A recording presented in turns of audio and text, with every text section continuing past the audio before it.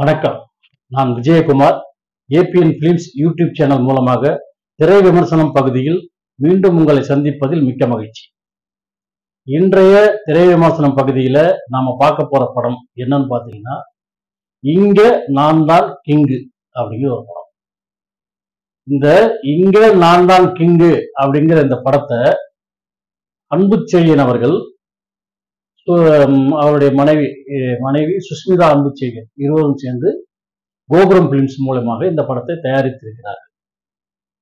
இந்த படத்துக்கு சந்தானம் கதாநாயகனாகவும் அவருக்கு ஜோடியாக பிரியாலயா என்ற ஒரு புதுமுக பெண்ணையும் அறிமுகப்படுத்தியிருக்கிறார்கள். இந்த படத்தை முழுக்க முழுக்க முழுக்க நகைச்சுவையாவே கொண்டு போகணும் அப்படிங்கிற ஒரே நோக்கத்துக்காக எடுக்கப்பட்டிருக்கிற படம் போதுதான் இது தெரியுது.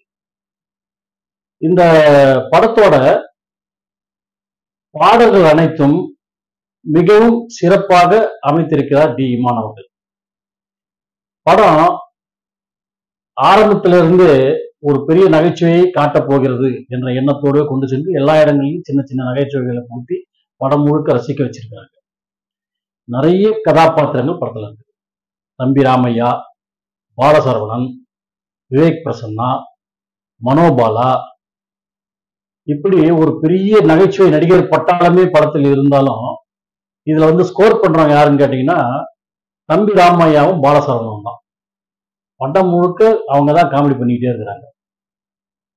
சந்தானமும் அவரால் முடிஞ்ச அளவுக்கு காமெடி பண்ணிட்டு இருக்காரு. அவர் கதாநாயகன் இல்லையா, அதனால காமெடியை அவர் ஸ்டைல்லே பண்ணிட்டு இருக்காரு.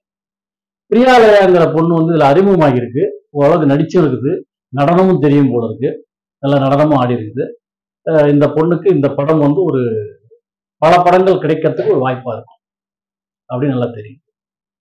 அப்புறம் இந்த படத்தோட கதை அப்படின்னு சொல்லிட்டு பாத்தீங்கன்னாக்கா, ஆரம்பத்துல ஒரு மும்பையில 3 இடத்துல பாம்பு வச்சு வெடிச்சிடுறாங்க. அந்த தீவிரவாத கும்பல் தமிழ்நாட்டுக்கு வந்திருக்காங்க, தமிழ்நாட்டுல பாம்பு வைக்க போறாங்க அப்படிங்கிற செய்தியோட ஆரம்பிக்கிறாங்க.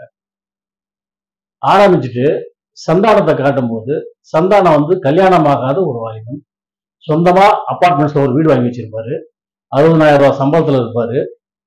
அவருக்கு அப்பா அம்மா யாரும் கிடையாது, அவர் ஒரு அனாதையா இருப்பார். இந்த கேட்டகரியில தான் ஒரு மாப்பிள்ளையை தேடிக்கிட்டு இருக்கிறாங்க ரத்னபுரி ஜமீன்தார் குடும்பம்.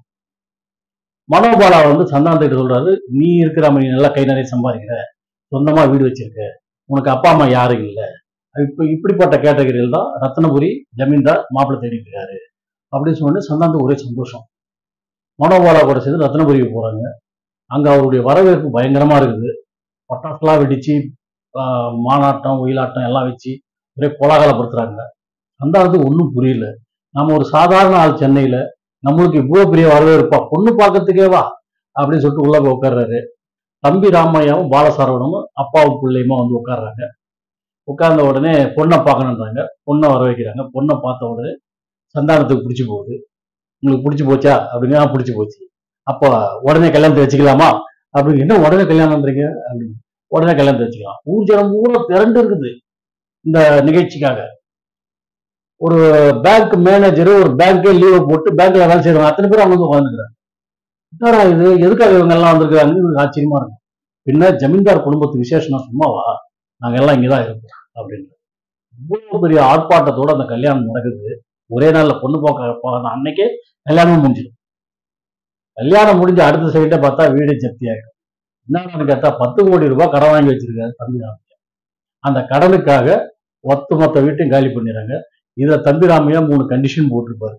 அதுதான் அவர்கிட்ட கேட்பாரு. நான் தான் 3 கண்டிஷன் போட்டிருக்கேன்ல. 1, சொந்த வீடு இருக்கணும். 2வது கை நிறைய சம்பாதிக்கணும். 3வது அப்பா அம்மா இருக்கக்கூடாது. ஆக கல்யாணத்துக்கு அப்புறம் நாம எல்லாம் ஒத்துமையா ஒரே வீட்டுல இருக்கணும் அப்படின்னு சொல்லியிருப்பாரு. இதனுடைய காரணம் என்னங்கிறது கல்யாணம் முடிஞ்சு வீடு ஜப்தி ஆனதுக்கு அப்புறம் தான் சந்தானத்துக்கு புரியும். அவருடைய வீட்டுலதான் எல்லாரும் போய் ஒத்துமையா உட்கார்றாங்க. அந்த நேரத்துலதான் அங்க ஒரு சம்பவம் ஆரம்பமாகுது. விவேக் பிரசன்னா இந்த படத்துல டபுள் ஆக்ஷனா பண்ணியிருக்காரு. ஒண்ணு மேட்ரிமோனி கம்பெனி வச்சு நடத்துறவரு, அதுலதான் சந்தானமா வேலை செய்யறாரு. இன்னொருத்தர் தீவிரவாதி. இவங்க வீட்டுக்கு வந்த நேரத்துல தீவிரவாதி அவங்க வீட்டுல இறந்து போறாரு. இறந்து போன தீவிரவாதி இவங்க தான் கொண்டுட்டாங்க. யாரு, சந்தானம் டீம் தான் அந்த தீவிரவாதியை கொண்டுடுறாங்க. ஆனா தீவிரவாதின்னு தெரியாது, மேட்ரிமோனி சின்னத்தரவு தான் கொண்டு நினைச்சுக்கிறாங்க. நினைச்சுக்கிட்டு இந்த பாடியை டிஸ்போஸ் பண்றது எப்படி அப்படின்னும் போது இந்த பாடியை டிஸ்போஸ் பண்றவர் முனிஸ்காந்த். அவருக்கு எல்லா விஷயமும் தெரியும். எல்லாத்தையும் அமரர் கொண்டு போய் பாடி எடுத்து போயிட்டு கவர்மெண்ட் ஹாஸ்பிட்டலுக்கு டிஸ்போஸ் பண்றாரு. அவர்கிட்ட அந்த பாடியை ஒப்படைக்கிறாங்க. அங்க போயிடுச்சு. இந்த நேரத்தில் அரசாங்கம் டிவியில ஒரு விளம்பரம் கொடுக்குது. அந்த விவேக் பிரசன்னாவுடைய போட்டோவை வச்சு இவரை பிணமாகவோ உயிராகவோ பிணமாக கொண்டு வந்தால் இந்த அரசாங்கம் 50 லட்சம் ரூபாய் பணம் தரும் அப்படின்னு சொல்லிட்டு இவங்க ஒரே ஆச்சரியமா போகுது.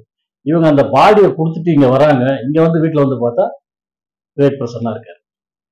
அப்போ இந்த 50 லட்சத்துக்காக பாடியை டிஸ்போஸ் பண்ண இடம் கவர்மெண்ட் ஹாஸ்பிட்டல். அந்த கவர்மெண்ட் ஹாஸ்பிட்டல்ல இருந்து அந்த பாடியை கொண்டு வந்து திருப்பி அரசாங்கம் போலீஸ் கிட்ட ஒப்படைக்கணும் அப்படிங்கிற முயற்சி எடுக்கிறாங்க. கடைசி முயற்சியா வில்லன் கிட்ட எல்லாம் போய் சேர்றாங்க. ஃபைனல்ல ஒரு பெரிய ஃபைட்டு நகைச்சுவையோட கலந்த மாதிரி எல்லாமே செஞ்சு இந்த படத்தை முடிச்சிருக்கிறாங்க. இந்த படம் முழுக்க முழுக்க நகைச்சுவையா இருக்கணுங்கிறதுக்காக இந்த படத்துக்கு மிகவும் முக்கியத்துவம் கொடுத்து ஆனந்த் நாராயணன் இயக்குனர் அவர்கள் மிக சிறப்பாக இந்த படத்துக்கு கதைவாசனோடு காட்சிகளை அமைத்து கொடுத்திருக்கிறாரு. டி இமான் சிறப்பா இசையமைச்சிருக்காரு. பாடல்கள் எல்லாம் அருமையா வந்திருக்குது. பாடல்களோட காட்சி அமைப்புகளும் சிறப்பா இருக்கும். நடனமும் சிறப்பாக அமைக்கப்பட்டிருக்கிறது. ஒளிப்பதிவும் மிக சிறப்பாக வந்திருக்கிறது. முழுமையான ஒரு நகைச்சுவை படம். குடும்பத்தோடு பார்த்து ரசிக்கக்கூடிய ஒரு படமாக இங்கு நான் தான் கிங்கு என்ற இந்த படத்தை கோபுரம் பிலிம்ஸ் மூலமாக அன்பு செய்யனும் சுஷ்மிதா அன்பு செய்யனும் தயாரித்து கொடுத்திருக்கிறார்கள்.